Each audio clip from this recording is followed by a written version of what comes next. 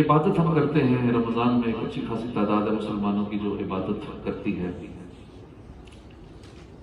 عبادت کے فائدے کہاں ہیں؟ بعض اوقات نظر نہیں آتے، عبادت کر رہے ہوتے ہیں۔ دین اسلام میں اللہ کی پہچان، اس کا عرفان حاصل کرنے، پھر اللہ کی بارگاہ میں مقرب انسان بننے کے لیے عبادت ایک بیک بون کی حیثیت رکھتی ہے، ایک ریڑھ کی ہڈی کی طرح ہے۔ عبادت بہت ضروری ہے اللہ کا قرب پانے کے لیے۔ عبادت سے انسان کا تعلق خدا سے پکا جڑ جاتا ہے، مضبوط تعلق ہو جاتا ہے، روحانی طور پر ترقی نصیب ہوتی ہے اور ذوق عرفان الہی کو تسکین ملتی ہے۔ یہی اخلاص سے بھرپور عبادت انسان کو خالق کے قریب کرتی ہے، مخلوق میں عزیز بناتی ہے۔ عبادت ہی کے لیے انسان کو زندگی بخشی گئی، دنیا میں آئے ہی ہم عبادت کے لیے، وما خلقت الجن والانس الا لیعبدون، اور میں نے جن اور آدمی اس لیے بنائے کہ میری عبادت کریں۔ عبادت کے بے شمار فائدے ہیں، جیسے نماز کے بارے میں آتا ہے کہ نماز برائی سے روکتی ہے، بے حیائی سے روکتی ہے، ان الصلاۃ تنہی عن الفحشاء والمنکر، بے شک نماز بے حیائی اور برائی سے روکتی ہے۔ نماز کے اس فائدے کے علاوہ اس کی پابندی احساس ذمہ داری اور وقت کی پابندی کی عادت پیدا کرتی ہے، دل کے اطمینان میں، روحانیت میں اضافہ ہوتا ہے۔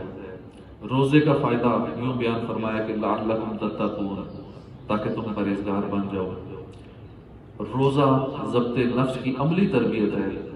اس کے علاوہ روزہ رکھنے سے غریبوں کی فکر و فاقہ کی تکلیف اور بھوک کی اذیت کا احساس پیدا ہوتا ہے۔ الغرض مختلف عبادات ہیں، اس کے بہت سارے فائدے ہیں، دینی فائدے بھی ہیں، دنیاوی فائدے بھی ہیں، بے شمار فائدے ہیں۔ اب یہاں سوال ایک ذہن میں یہ بنتا ہے کہ جو فوائد ہم نے قرآن و حدیث سے سنے ہیں، علماء سے سنے ہیں، جو علماء نے بیان کیے ہیں، وہ ہمیں نظر نہیں آتے ہیں۔ اپنے ارد گرد ہم نظر دوڑاتے ہیں، لوگ نماز بھی پڑھتے ہیں، روزے بھی رکھتے ہیں، دیگر بھی بڑے اچھے اچھے کام کرتے ہیں، لیکن وہ فوائد نظر نہیں آ رہے۔ بندہ نماز پڑھ رہا ہے، حالانکہ نماز تو بے حیائی سے بری بات سے روکتی ہے، مگر نمازی تو مسجد سے باہر آتے ہی زبان کے لگام شیطان کے حوالے کر دیتا ہے۔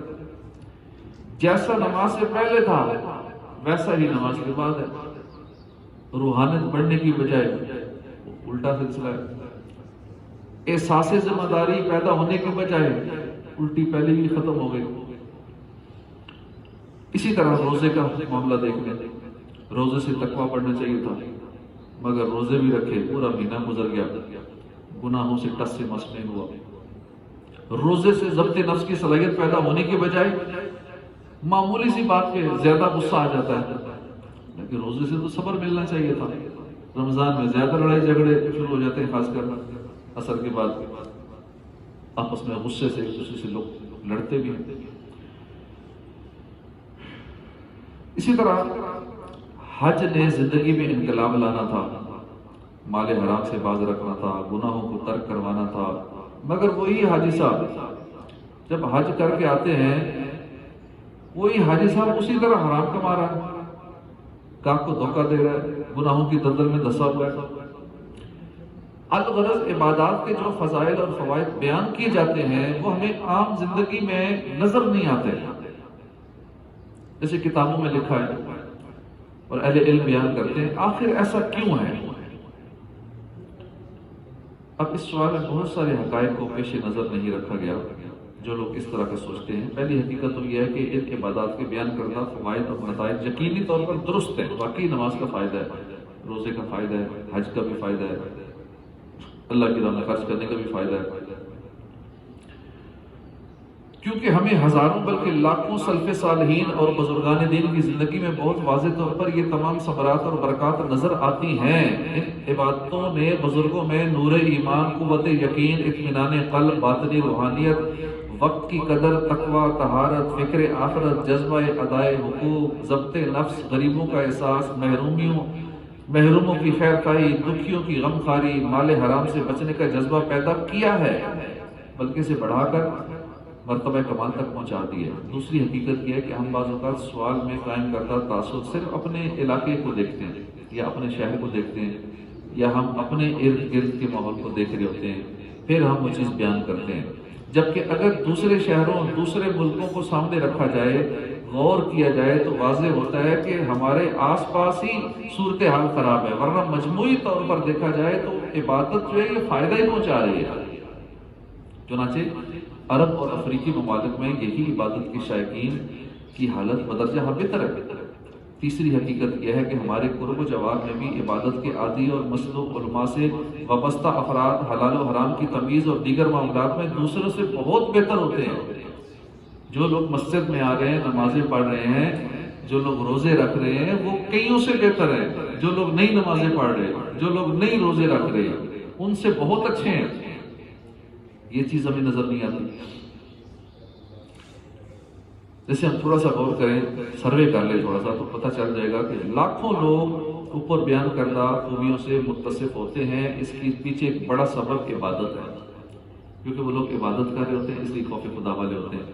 کیونکہ عبادت کر رہے ہوتے ہیں، اس لیے دوسروں کا احساس کرتے ہیں، دوسروں کو چیک اپ فری کر دیتے ہیں، دوائی فری دے دیتے ہیں، کسی کی مدد ویسے ہی کر دیتے ہیں، کسی کو دھوکہ نہیں دیتے۔ وہ دکاندار ہے، دھوکہ دیتے ہوئے وہ ڈرے گا، خوف خدا ہوگا کہ میں نمازی پڑھتا ہوں، میں دھوکہ بھی دوں گا۔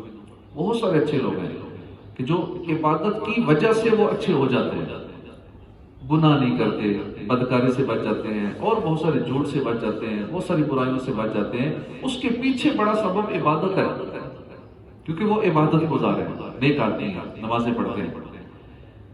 لیکن تین وجوہات سے لوگوں کی اس طرف نظر نہیں جاتی۔ ایک وجہ یہ ہے کہ برے لوگوں، بری عادتوں، شر کی اتنی کثرت ہو چکی ہے کہ ہمیں تھوڑی مقدار نظر ہی نہیں آتی۔ برے لوگ اتنے زیادہ ہو چکے ہیں کہ جو چند ایک ہمیں نظر آتے ہیں وہ نہ ہونے کے برابر نظر آتے ہیں، تو ہم سمجھتے ہیں سارا ماحول ہی ایسا ہے۔ خیر جو ہے وہ بہت کم نظر آتی ہے، لہذا یہاں سبب بروں اور برائی کی کثرت ہے، نہ کہ نیکوں کی عبادت کا مفید نہ ہونا۔ ایسا نہیں ہے کہ عبادت فائدے نہیں دے رہی، اصل معاملہ یہ ہے کہ نیک لوگ کم ہیں، علم دین کا جذبہ رکھنے والے کم ہیں۔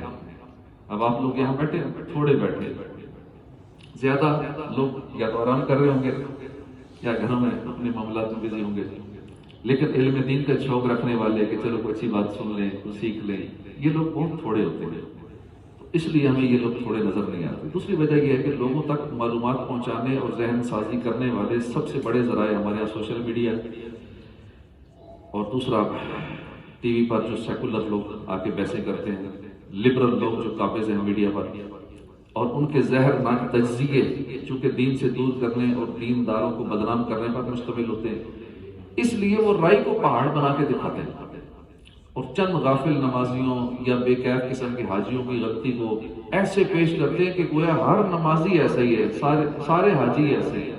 ذرا سے کسی نیک آدمی سے تھوڑی سی غلطی ہو جائے، وہ انسان ہے، غلطی ہو سکتی ہے، اب اسی غلطی کو ایسا اچھالیں گے سوشل میڈیا پہ، رائی کا پہاڑ بنا کے دکھائیں گے کہ یہ دیکھو جی سارے نمازی ایسے ہیں، یہ دیکھو داڑھی والے نے یہ کام کیا تو سارے داڑھی والے ایسے ہیں، یہ حاجی صاحب نے یہ کام کیا تو سارے حاجی ایسے ہیں۔ تاثر یہ دینے کی کوشش کرتے ہیں۔ یہ پروپیگنڈا ہے، صرف دل کا میل ہے، باطن کی گندگی ہے، اور کچھ نہیں۔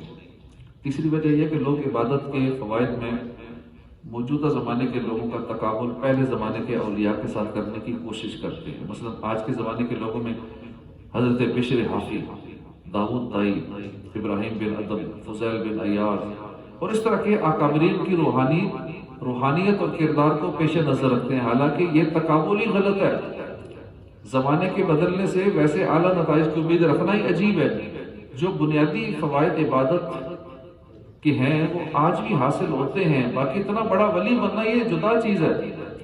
اس کمال تک پہنچنے کے لیے عناصر ترکیبی ہی جدا ہوتے ہیں، اور ایسے اکابرین ہمیشہ تھوڑے رہے، قلیل رہے، پہلے بھی تھوڑے تھے اور اب بھی تھوڑے گے۔ جیسے ہر سائنسدان ہے، سائنسدان تو بہت سارے دنیا میں، لیکن ہر ایک آئنسٹائن نہیں بن جاتا، ہر سائنسدان نیوٹن نہیں بن جاتا، ایسے ہی ہر عبادت گزار اتنا بڑا اللہ کا ولی نہیں بن جاتا کہ وہ بشر حافی بن جائے، وہ فضیل بن ایاز بن جائے، وہ غوث اعظم کی طرح بن جائے۔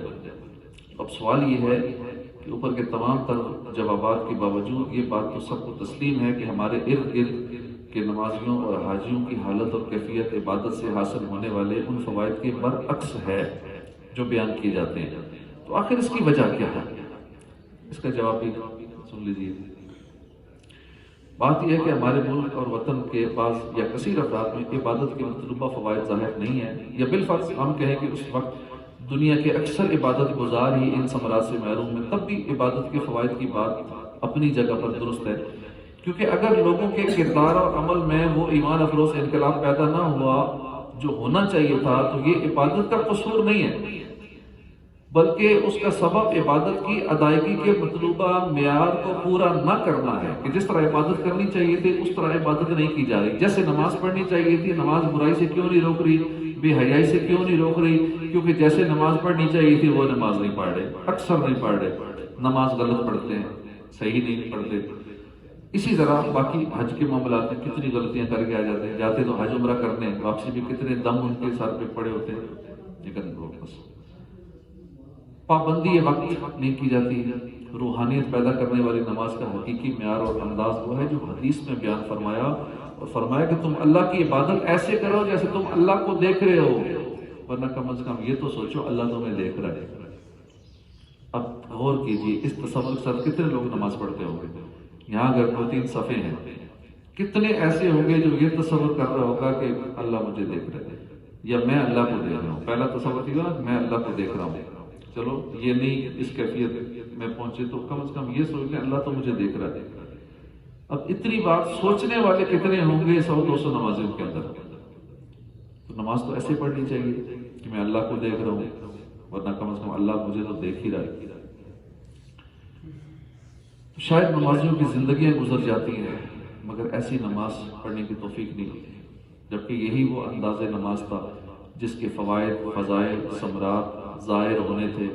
لہذا جب نماز ہی ایسے ادا نہیں کی تو یہ کہنا کہ نماز زندگی میں تبدیلی نہیں لا رہی، نماز نے اسے بدلا نہیں ہے، یہ درست نہیں ہے۔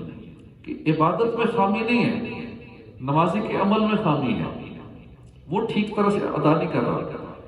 اسی طرح جس رمضان کے روزوں نے تقوی، ضبط نفس، غریبوں کی ہمدردی، فقراء کی بھوک پیاس کا احساس پیدا کرنا تھا، وہ ایسے روزے تھے کہ جن کے دن میں بھوک پیاس کے ساتھ ساتھ تمام اعضاء بھی گناہوں سے باز رہتے تھے، پھر دن کے ساتھ ساتھ رات تراویح اور تلاوت میں گزر جاتی تھی۔ جبکہ ہم جس رمضان سے ان ثمرات کے امیدوار ہیں، اس رمضان میں روزے داروں کے دن سونے کی حالت میں گزر جاتے ہیں، یا دکان میں یا دفتر میں یا کام چوری کرتے ہوئے یا حسب معمول ناجائز طریقے سے کاروبار کرتے ہوئے یا رشوتیں لیتے ہوئے۔ اور راتوں کا حال یہ ہے کہ نوجوانوں کی راتیں تراویح چھوڑ کر چوری کی بجلی سے کرکٹ ٹورنامنٹ یا پھر رات بھر دوستوں کے ساتھ گپے ہانکنے میں یا سوشل میڈیا پہ گزر جاتے ہیں۔ تو ایسے روزے رمضان سے تقوی، ضبط نفس کی امید قائم کرنا، یہ ایسے ہی ہے جیسے کہ کریلے کے بیج سے آم کھانے کی امید رکھنا، اس کے برابر ہے۔ اسی طرح اعتکاف کی مثال لے لیں۔ اسلامی نقطہ نظر سے روح اعتکاف یہ ہے کہ معتکف مخلوق سے تعلق توڑ کر خالق سے تعلق جوڑ لے، تلاوت قرآن کرے، ذکر الہی کرتا رہے، درود و سلام پڑھتا رہے، فکر آخرت کرے، علم دین سیکھے، رضا الہی کے لیے کوشاں رہے۔ ایسا اعتکاف یقیناً حیران کن تبدیلیاں سامنے لائے گا۔ اس نوعیت کا اعتکاف کے بعد بھی نماز کا پابند، نظروں کا محافظ رہے گا، اس کا دل مسجد میں معلق رہے گا، یاد الہی میں دھڑکتا رہے گا۔ جبکہ دوسری طرف ایک ایسا معتکف ہے کہ افطار ہوتے ہی اس کے دوست گروپ بنا کر آ جاتے ہیں، یا پھر نہ بھی دوست آئے تو آپس میں تو گپ شپ تو چلتی رہتی ہے، اور پھر کیا دنیا کی باتیں ہوتی ہیں، دنیا کی باتیں ہوں گی، ہنسی مذاق ہوگا آپس میں، اور نہ جانے کیا کیا سلسلے ہوتے ہیں۔ تو پھر فائدہ کہاں ہوگا اعتکاف کا؟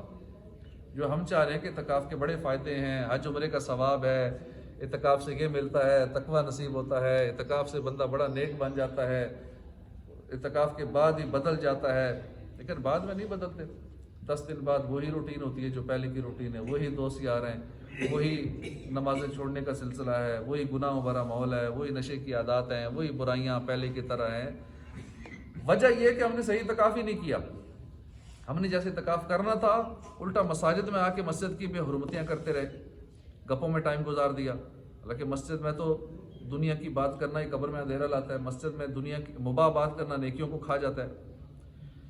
تو مذکورہ بالا گفتگو کو یوں بھی سمجھا جا سکتا ہے کہ اگر ایک ڈاکٹر کسی زکام کے مریض کو دنیا کی مہنگی ترین اور بہترین عمدہ دوائی دے، کہہ کے اسے استعمال کیجیے، اب مریض یقیناً جو مرض جو ہے دور ہو جائے گا۔ اب وہ زکام کا مریض برف جیسے ٹھنڈے پانی سے دوائی کھائے، پھر ٹھنڈے پانی سے نہائے، قمیض اتار کر اے سی کے سامنے لیٹ جائے اور پھر سو جائے، اگلے دن زکام دور نہ ہونے کی شکایت کے ساتھ ڈاکٹر کے پاس جا کے شکوہ کرے کہ اتنی مہنگی دوائی کھائی، اتنی عمدہ دوائی کھائی، پھر بھی میرا زکام ٹھیک نہیں ہوا، تو ڈاکٹر کی طرف سے یہی جواب ہوگا کہ اس طرح تو پوری زندگی دوائی کھاتے رہو، زکام ٹھیک نہیں ہوگا، کیونکہ تو پرہیز ہی نہیں کی، دوا کے ساتھ جو دوا کے دیگر تقاضے ہیں اس پر عمل ہی نہیں کیا، تب ہی دوا مؤثر ہوگی، ورنہ دنیا کی مہنگی ترین عمدہ دوائی ساری عمر بھی کھاتے رہیں گے، کبھی ٹھیک نہیں ہوں گے۔ تو ایسی ہی کچھ حالت ہمارے اعمال کی ہے کہ حکم شریعت تو بے شمار فوائد و ثمرات سے بھرپور ہے، لیکن ہماری عملی حالت ایسی ہے اور انفرادی رویے اس عبادت کی حقیقی تاثیر کو زائل کر کے ہمارے لیے اسے بے ثمر کر دیتے ہیں، غیر مفید کر دیتے ہیں۔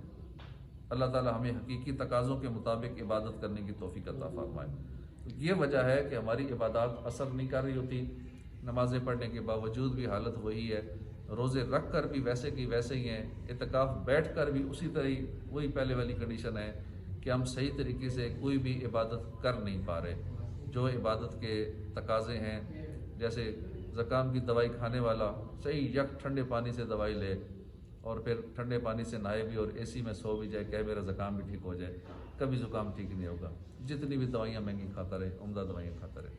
تو اللہ پاک ہمیں صحیح عبادات کرنے کی توفیق عطا فرمائے، آمین، بجاہ النبی الامین صلی اللہ علیہ وآلہ وسلم۔